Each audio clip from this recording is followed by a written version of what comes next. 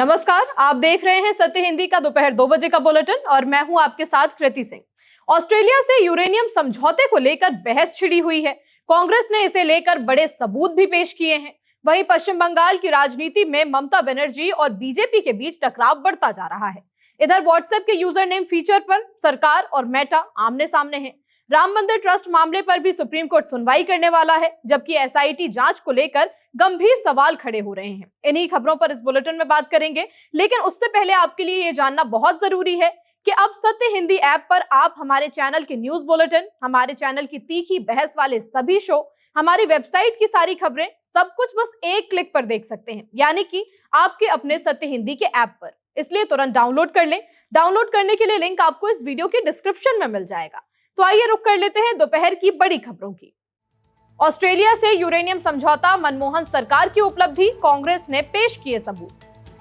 ममता बनर्जी का बीजेपी पर तीखा हमला, बोली मुझे चुप कराना है तो पहले मारना होगा।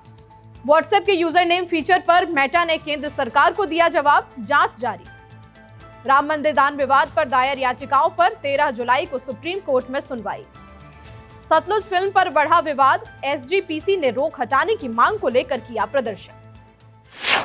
ऑस्ट्रेलिया और भारत के बीच हुए यूरेनियम समझौते को लेकर कांग्रेस का कहना है कि ये मोदी सरकार की नहीं बल्कि मनमोहन सरकार की उपलब्धि है। इसे साबित करने के लिए कांग्रेस के वरिष्ठ नेता जयराम रमेश ने एक्स पर साल 2011 के बीबीसी, रॉयटर्स, एबीसी न्यूज के अखबारों की उन खबरों की कटिंग शेयर की जिसमें यूरेनियम समझौते की खबर प्रकाशित थी।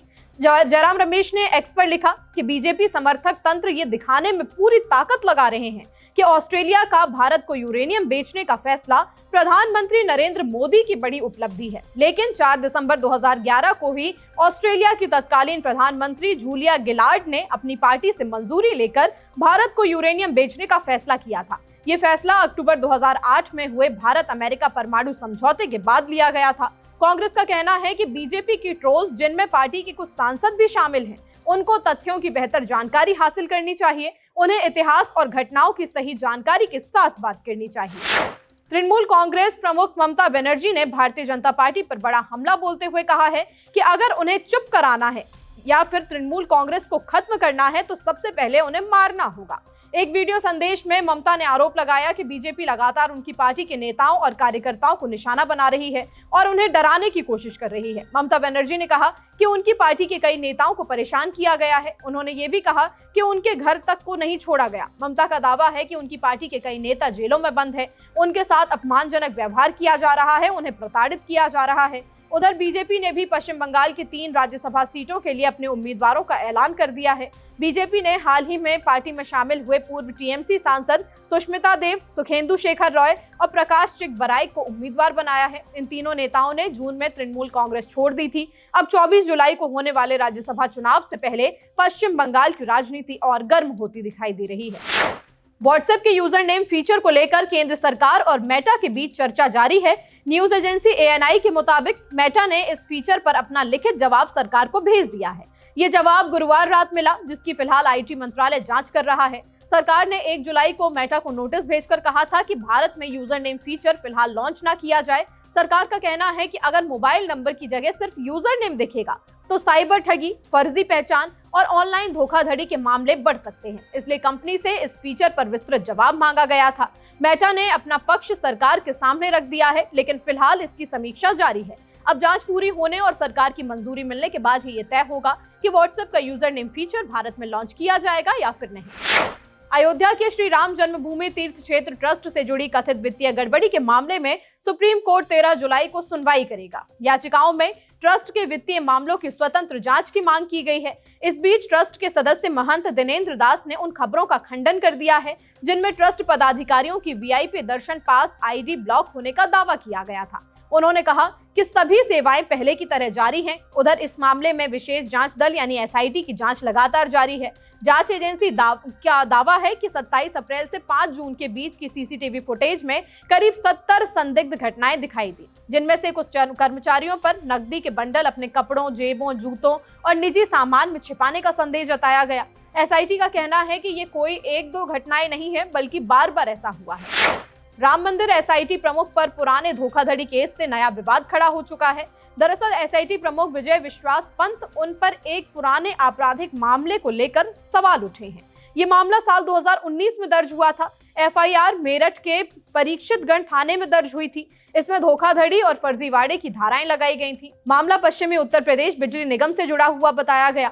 उस समय विजय विश्वास पंत निगम के प्रबंध निदेशक थे। हालांकि एफआईआर में उनका नाम है, लेकिन मुख्य आरोपी सीधे उन पर नहीं बताए गए हैं। इस बीच पत्रकार अभिषेक उपाध्याय ने यह मामला सोशल मीडिया पर उठाया। उन्होंने सवाल किया कि जिस अधिकारी पर खुद मामला चल रहा हो, वो राम मंदिर चढ़ावा मामले की निष्पक्ष जांच कैसे करेगा। मेरठ पुलिस का कहना है कि पुराने मामले की जांच अभी भी जारी है। पुलिस ने कहा कि जिसके पास सबूत हो वो सामने आए। उधर कांग्रेस और समाजवादी पार्टी ने सरकार को घेरा है। दोनों दलों ने एसआईटी की निष्पक्षता पर सवाल उठाए हैं। सरकार या विजय विश्वास पंत की ओर से फिलहाल कोई सार्वजनिक प्रतिक्रिया नहीं आई है। बुलेटिन में अभी आगे और भी खबरें हैं। सतलुज फिल्म पर रोक हटाने की मांग हुई तेज। 35 साल पुराने नेता का इस्तीफा, राहुल पर बड़ा दावा। महाराष्ट्र में यूसीसी लागू करने की तैयारी, बनी 7 सदस्यीय समिति। हॉर्मुज में जहाज रुके, तनाव से बढ़ी वैश्विक चिंता। जसवंत सिंह खालड़ा के जीवन पर आधारित फिल्म सतलुज को लेकर विवाद बढ़ गया है। शिरोमणि गुरुद्वारा प्रबंधक कमेटी एसजीपीसी ने अमृतसर में विरोध मार्च निकालकर फिल्म पर लगी रोक हटाने की मांग की है। एसजीपीसी अध्यक्ष हरजिंदर सिंह धामी ने कहा कि फिल्म पंजाब के इतिहास के अहम दौर और खालड़ा के संघर्ष को दिखाती है, इसलिए लोगों को इस तक पहुंचना बहुत जरूरी है। उन्होंने आरोप लगाया कि पहले फिल्म का नाम पंजाब 95 था, जिसे बाद में बदलकर सतलुज किया गया और सेंसर प्रक्रिया में कई कट लगाए गए। वहीं सूचना एवं प्रसारण मंत्रालय का कहना है कि फिल्म को थिएटर रिलीज के लिए जरूरी प्रमाण पत्र नहीं मिला था। मंत्रालय के मुताबिक निर्माताओं ने तय प्रक्रिया पूरी किए बिना नाम बदलकर इसे ओटीटी पर रिलीज किया, जो नियमों का उल्लंघन है। अब इस मुद्दे पर एसजीपीसी और सरकार आमने सामने है। 35 साल पुराने कांग्रेसी नेता ने इस्तीफा देकर राहुल गांधी पर बड़ा दावा किया है। उत्तर प्रदेश कांग्रेस के वरिष्ठ नेता अशोक सिंह ने पार्टी अध्यक्ष मल्लिकार्जुन खड़गे को इस्तीफा भेज दिया है। इस्तीफे के बाद अशोक सिंह ने बड़ा आरोप लगाया।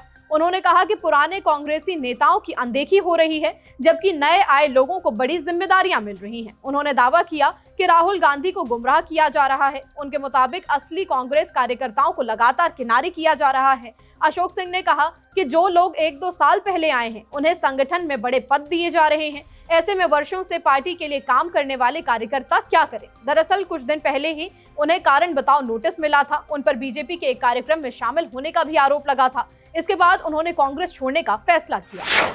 उत्तराखंड, गुजरात और असम के बाद अब महाराष्ट्र की भी बीजेपी सरकार ने राज्य में समान नागरिक संहिता यानी कि यूसीसी लाने की तैयारी शुरू कर दी है। समान नागरिक संहिता का मतलब है कि विवाह, तलाक, गोद लेना, उत्तराधिकार, संपत्ति के बंटवारे और पारिवारिक कानून जैसे मामलों में सभी नागरिकों के लिए धर्म के आधार पर अलग अलग व्यक्तिगत कानूनों की जगह एक समान कानून लागू हो। मुख्यमंत्री देवेंद्र फडणवीस ने घोषणा की कि सरकार ने सुप्रीम कोर्ट की पूर्व न्यायाधीश जस्टिस रंजना प्रकाश देसाई की अध्यक्षता में 7 सदस्यीय विशेषज्ञ समिति का गठन किया है। ये समिति राज्य के लिए यूसीसी का मसौदा तैयार करेगी और 6 महीने के भीतर अपनी रिपोर्ट सरकार को भेजेगी। फडणवीस ने जिन जस्टिस रंजना प्रकाश देसाई का नाम यूसीसी कमेटी का नेतृत्व करने के लिए घोषित किया है, उनका नाम कुछ हफ्ते पहले पश्चिम बंगाल के मुख्यमंत्री शुभेंदु अधिकारी ने भी राज्य में यूसीसी लाने के लिए घोषित किया था। रंजना देसाई ने ही देश में सबसे पहली बार उत्तराखंड में लाए गए यूसीसी के लिए बनी कमेटी का नेतृत्व किया था। 2014 में सुप्रीम कोर्ट से रिटायर होने के बाद जस्टिस रंजना देसाई कई अहम संवैधानिक संस्थाओं और आयोगों का नेतृत्व कर चुकी हैं। उन्होंने जम्मू कश्मीर परिसीमन आयोग की अध्यक्षता की थी। वो लोकपाल सर्च कमेटी की भी प्रमुख रहीं। वहीं फिलहाल प्रेस काउंसिल ऑफ इंडिया की अध्यक्ष हैं। 8वें केंद्रीय वेतन आयोग की अध्यक्ष भी हैं। जस्टिस देसाई 26/11 मुंबई आतंकी हमले के दोषी अजमल कसाब की फांसी की सजा बरकरार रखने वाली सुप्रीम कोर्ट की पीठ का भी हिस्सा रही थी। अमेरिका ईरान तनाव से हॉर्मुज में जहाजों की आवाजाही बुरी तरह घट गई है। अमेरिका और ईरान के बीच तनाव लगातार बढ़ रहा है। इसका असर दुनिया के सबसे अहम समुद्री रास्ते पर दिख रहा है। हॉर्मुज से जहाजों की आवाजाही काफी कम हो चुकी है। रिपोर्ट के मुताबिक मंगलवार से बड़े जहाज लगभग गुजरे ही नहीं है। खासकर अमेरिकी निगरानी वाले समुद्री रास्ते पर सन्नाटा है। कई जहाज अपनी लोकेशन भी साझा नहीं कर रहे हैं। समुद्री data company Lloyd's List Intelligence ने ये जानकारी दी है। कंपनी के मुताबिक 10,000 टन से बड़े जहाजों की आवाजाही लगभग रुक गई है। हालांकि माना जा रहा है कि कुछ जहाज बिना पहचान बताए गुजरे हैं, लेकिन उनकी आधिकारिक पुष्टि अभी तक नहीं हुई है। हॉर्मुज दुनिया के सबसे अहम तेल मार्गों में गिना जाता है। ऐसे में यहाँ रुकावट बढ़ने से वैश्विक ऊर्जा बाजार की चिंता भी बढ़ चुकी है। अमेरिका ईरान युद्ध से रूस की तेल कमाई बढ़ गई है और बजट फायदे में पहुंचा है। इस साल पहली बार रूस का मासिक बजट फायदे में रहा। रिपोर्ट के मुताबिक रूस को 279 अरब रूबल का बजट सरप्लस मिला। तेल और गैस से होने वाली आय पिछले साल से 38% बढ़ी है, लेकिन ये राहत ज्यादा लंबी नहीं दिख रही। ईरान और अमेरिका के बीच समझौते के बाद तेल की कीमतें गिरने लगी। इससे रूस की कमाई पर फिर से दबाव बढ़ सकता है। उधर रूस का खर्च लगातार बढ़ता जा रहा है। यूक्रेन युद्ध के चलते सरकार भारी रकम खर्च कर रही है। इस साल के पहले 6 महीने में रूस करीब 320 अरब डॉलर खर्च कर चुका है। फिलहाल 2 बजे के बुलेटिन में इतना ही। शाम 6 बजे फिर होगी मुलाकात नई खबरों के साथ। तब तक के लिए नमस्कार।